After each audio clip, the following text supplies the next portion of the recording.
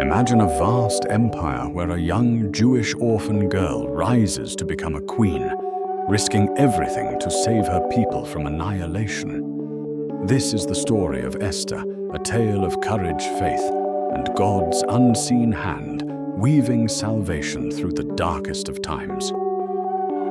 Set in the Persian Empire after the Jewish exiles began rebuilding Jerusalem, this story captures the heart of a community fighting to preserve their identity.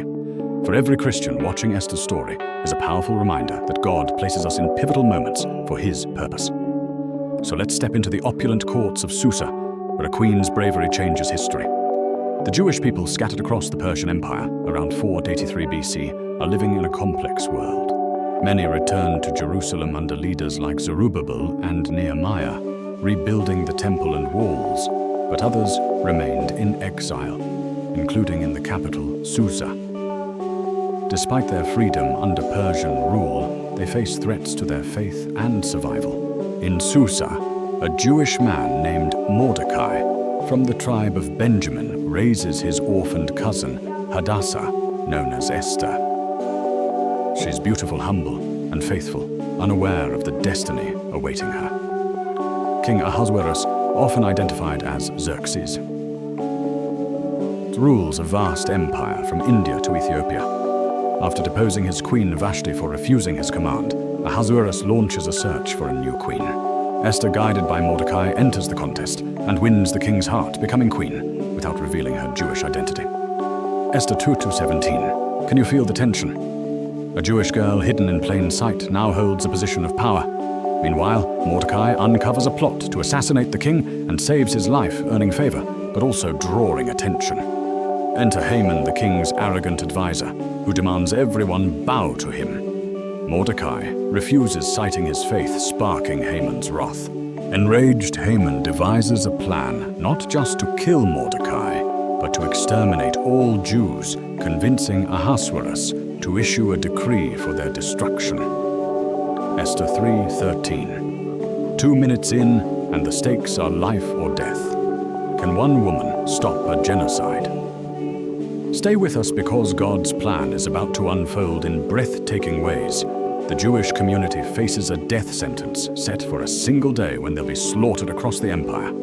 Mordecai, in sackcloth, mourns at the palace gate, urging Esther to act. She hesitates. Approaching the king uninvited could mean death. But Mordecai's words pierce her heart. Who knows whether you have not come to the kingdom for such a time as this? Esther 4:14. Esther calls for a 3-day fast among the Jews seeking God's guidance. Her courage rises and she declares, "If I perish, I perish." Esther 4:16. This moment is electric, a young woman choosing faith over fear. Esther approaches Ahasuerus, and miraculously he extends his scepter, sparing her life. She invites him and Haman to a banquet, setting a trap. At the second banquet, Esther reveals her Jewish identity and exposes Haman's plot, pleading for her people's lives. Ahasuerus, outraged, orders Haman hanged on the gallows meant for Mordecai. Esther 7:10. God's providence shines every step from Esther's rise to Haman's fall is divinely orchestrated. 4 minutes in, and Esther's bravery is saving a nation. But how does this speak to you? Well, keep watching, because this story will inspire your own courage. The story doesn't end with Haman's death.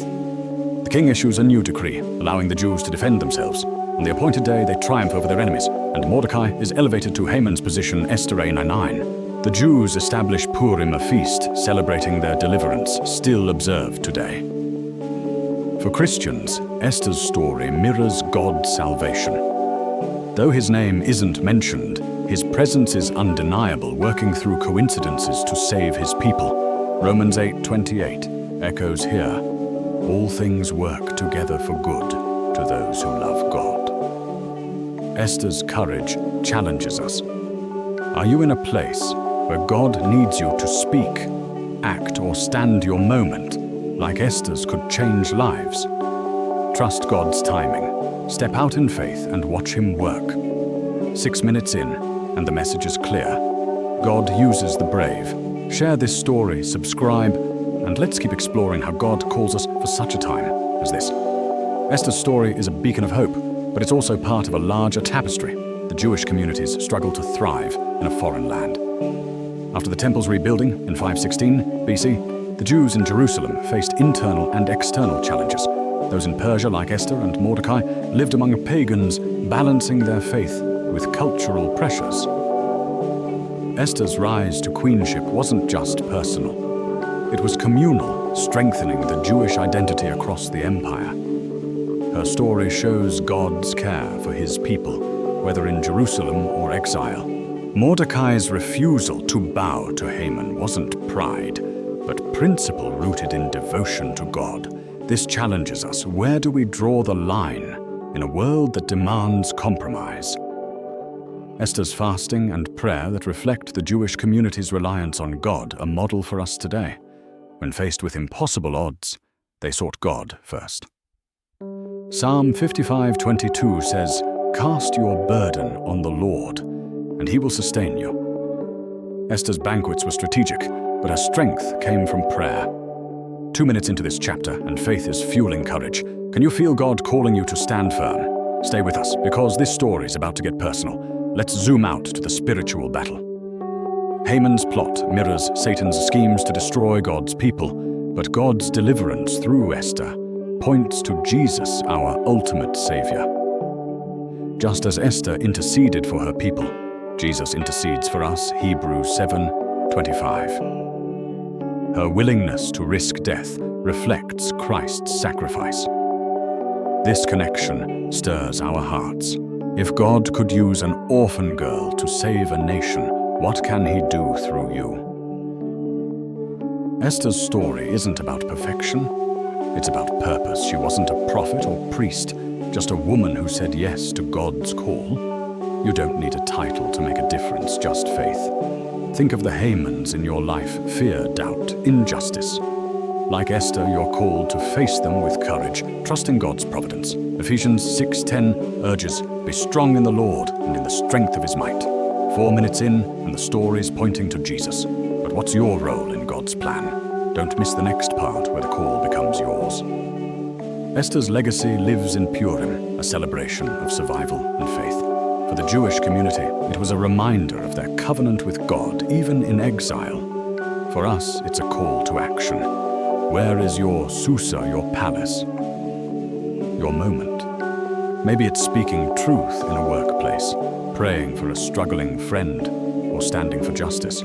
Esther's story teaches us that God places us strategically.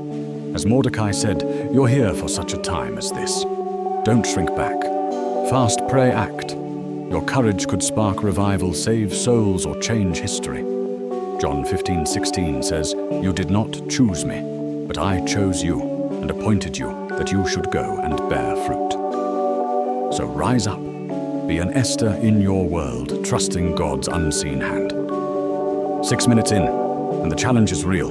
Will you answer God's call? Hit that like button, share this video, and let's inspire each other to live boldly for God. The story of Esther and the Jewish community's resilience is a masterpiece of divine providence. It's not just about one woman's courage, but a people's survival, a testament to God's faithfulness. The Jews in Persia faced extinction, yet God turned their mourning into joy. Esther's story, set against the backdrop of a community rebuilding its faith, shows that no threat is too great for God. Mordecai's steadfastness, Esther's bravery, and the Jews' unity reflect a people chosen for God's purpose. This resonates with Christians today. We too are called to stand firm in a world that challenges our faith. 1 Peter 2:9 declares, "You are a chosen race, a royal priesthood, a holy nation, a people for his own possession." Like the Jews, we're to shine God's light no matter the cost. Esther's fasting and prayer weren't just rituals, they were warfare, inviting God's power. 2 minutes in, and faith is winning battles. Can you see yourself in this story? Keep watching, because God's calling you to greatness. Let's make it personal.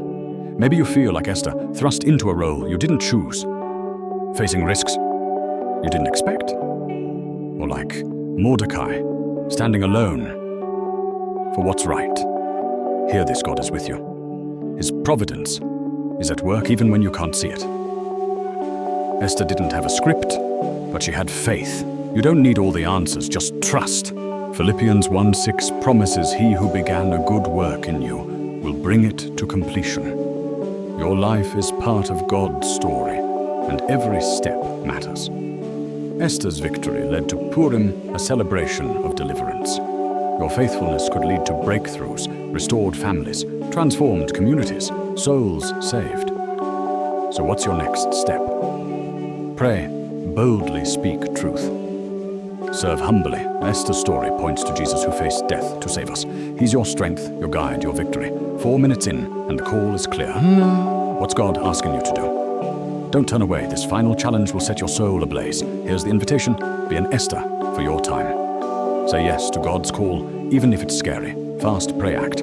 Trust His providence, lean on His Spirit, and watch Him move. Your courage could change everything. Share this message live boldly, love fiercely. As Matthew 5:14 says, you are the light of the world. Let your faith shine, your actions speak, your life inspire. The world needs your Purim, your story of God's deliverance. So rise up, be the hero God created you to be, and let His glory shine through you. 6 minutes in, and this is your moment. Subscribe, share this video, and let's tell the world that God is faithful. Leave a comment.